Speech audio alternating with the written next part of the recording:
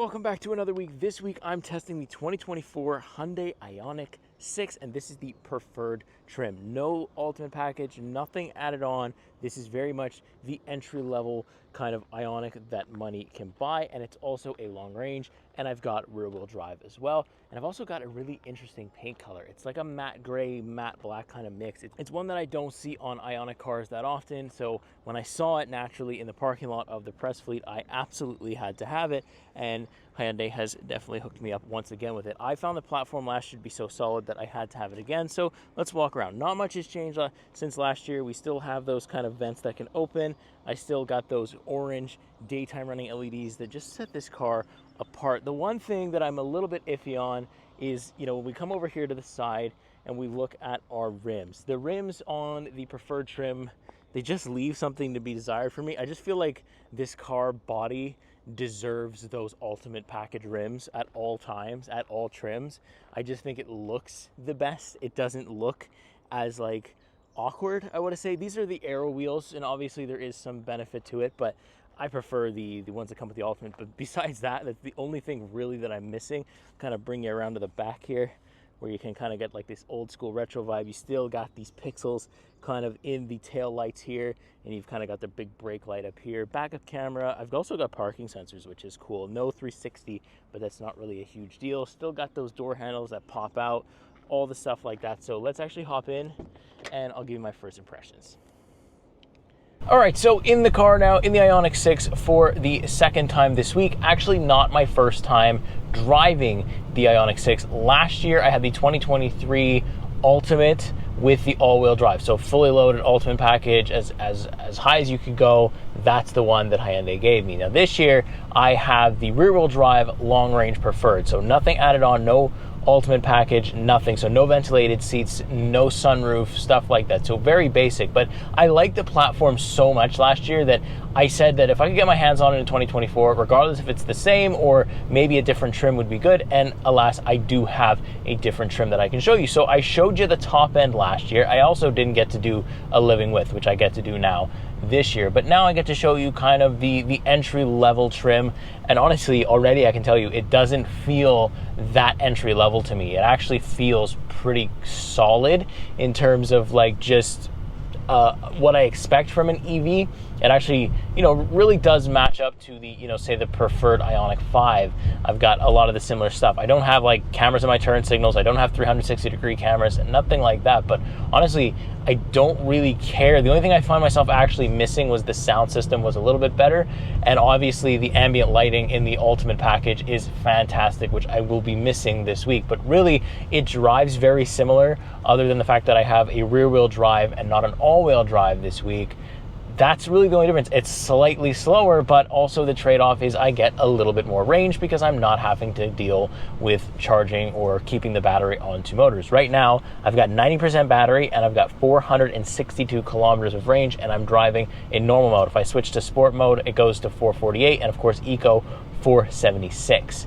So really, I'm gonna probably drive in normal mode the most because I've been having gas cars for a very long time. So I'm trying to save a little bit of money this week. So I am gonna rip around in sport mode a few times. I definitely will prop the camera up when I do it. I don't have a sunroof, so I'm gonna have to figure out a new area to put you guys to actually show you, what's going on inside the car. But we'll figure that all out and we'll have a good time doing it. But yeah, so first impressions are it rides the same, it drives the same. It's a very solid electric vehicle so far. I'm very happy with it. I think it's going to be a really good week. So I'm going to take you all around the vehicle, exterior, interior, show you everything I possibly can. This is what it's like to live with a 2024 IONIQ 6 Preferred. Let's do it. Alrighty, so this guy is fully charged now. Let's see, let's unplug this. I think I have to unlock it to actually get the charger out. There you go. Close this guy. I think it's like a 6 kilowatt hour charger, something like that. It's a very slow charger, but I was at 90% when I left home. So let's see now how much range we are working with a full battery here. Let's turn this on. We'll start up. So 100% charge. Yes, I know vehicle is on. Go away so I can see my, okay. I can already see it, 581 kilometers of range on a full charge, and it is 29 outside. So that's pretty good. That's actually very good. So can't complain about that one. Look at all that range we got. And look, let's see if I do eco mode. We get 600 kilometers of range in eco mode. That's pretty good. All right, so now we're sitting inside the IONIQ 6, and not much has changed from 23 to 24, but that's not necessarily a bad thing because these interiors here, especially IONIQ 5, IONIQ 6, are so solid. So let's go over it because I didn't get to show you in depth last year. So here we go. We got these LEDs on the front, so the 4 dots for the H in Morse code, and if I click the sport mode or normal mode button, I was just in eco.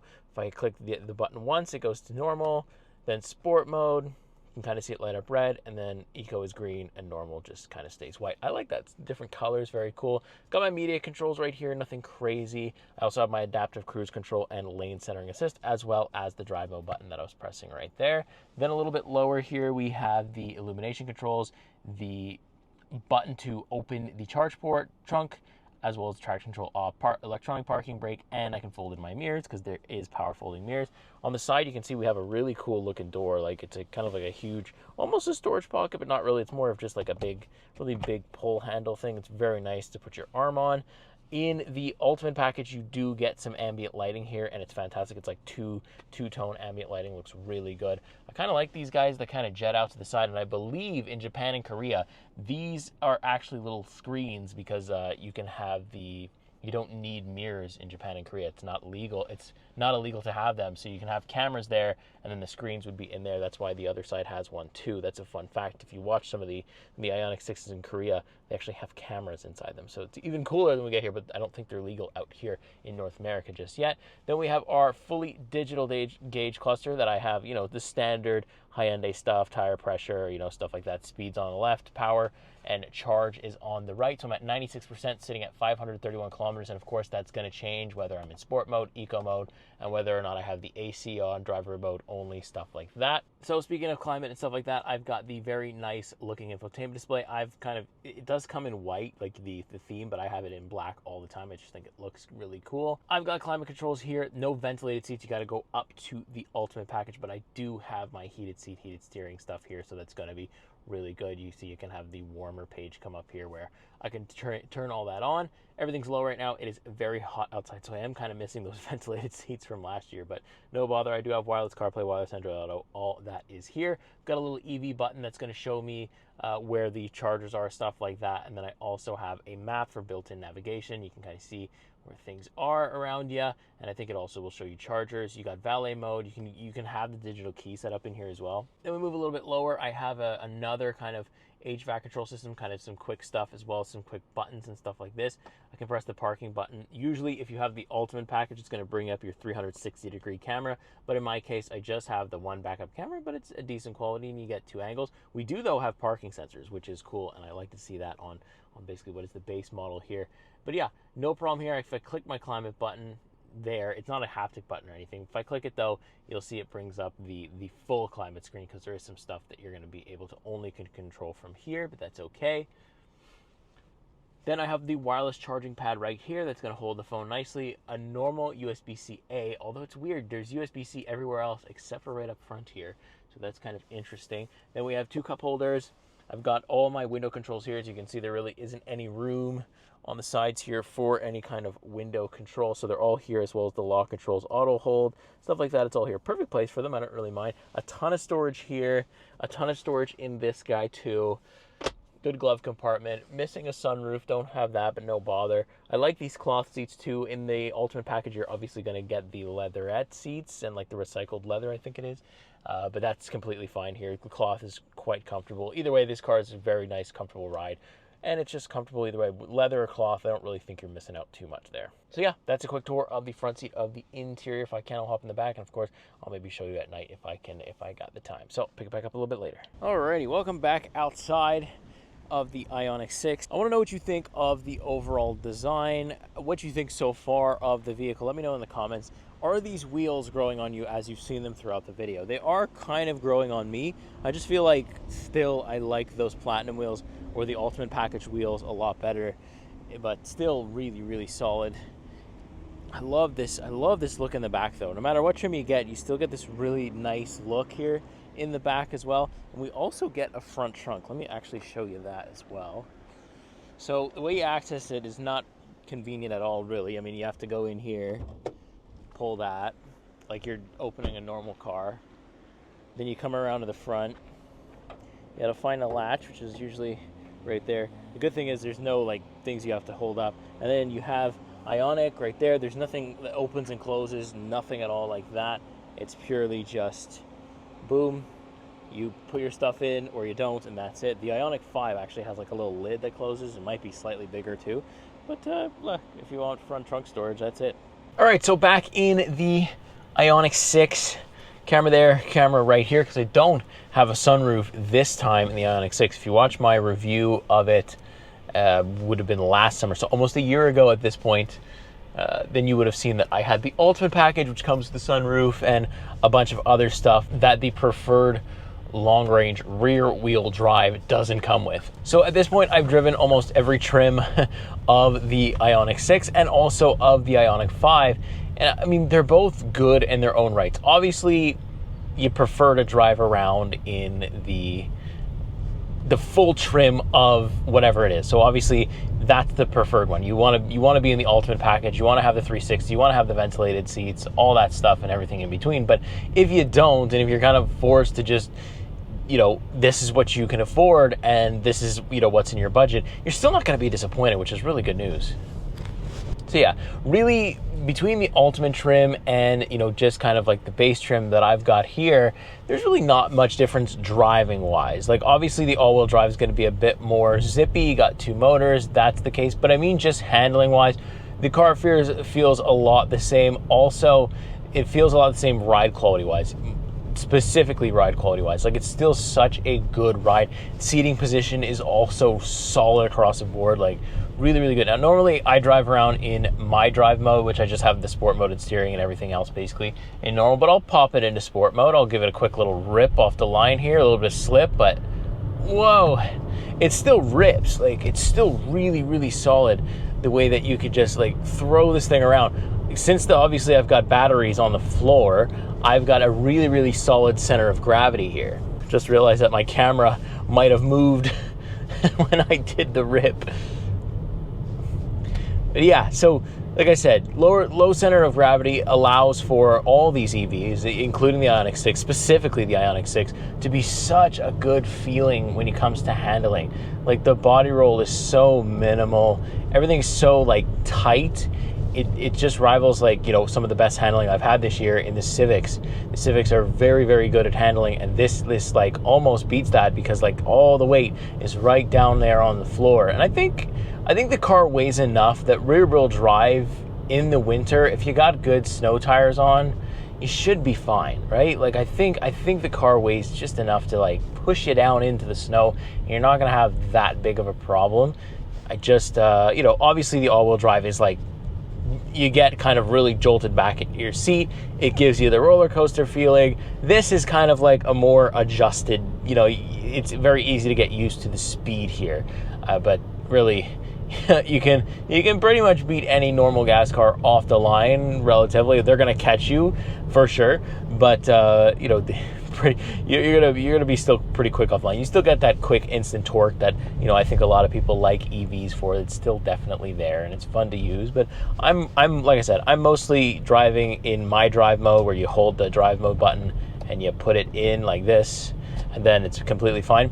I just have the tight steering, so I feel like I still have that good handling, and even in normal mode, the thing's pretty quick. So, I'm just having a great time. I just love like the seating position. I can see everything, can see all my instruments.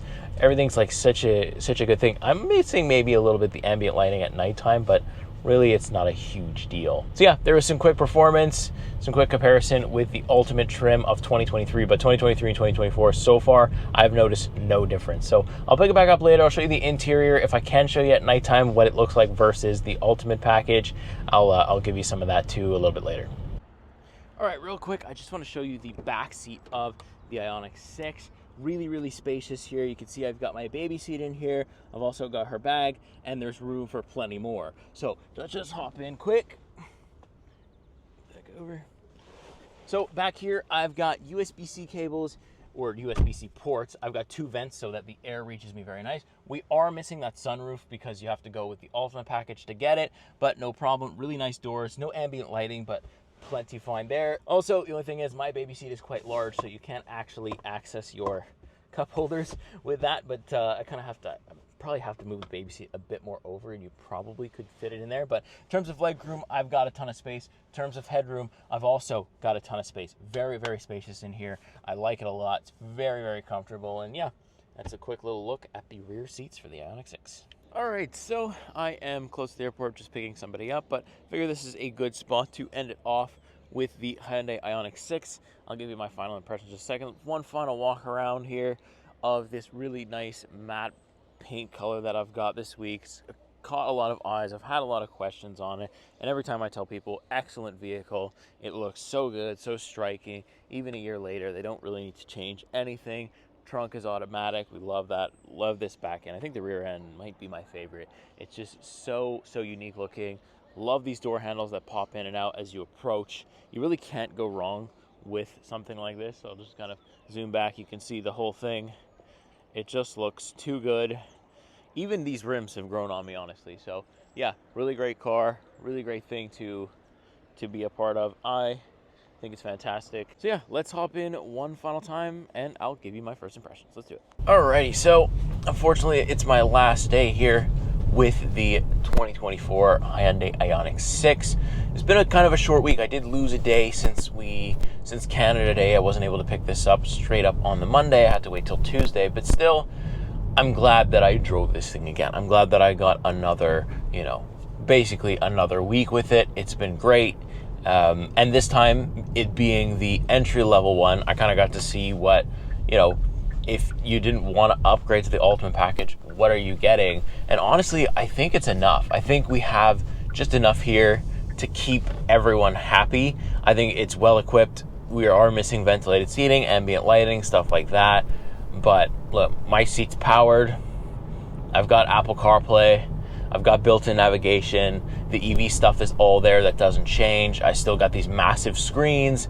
I still got dual zone automatic climate control, a wireless charger. Like, the list goes on. Honestly, the thing that I miss the most is the sunroof and the rims. Those are the two things that I wish were like standard or maybe options and not just straight up, okay, you got to buy the Ultimate package to get them.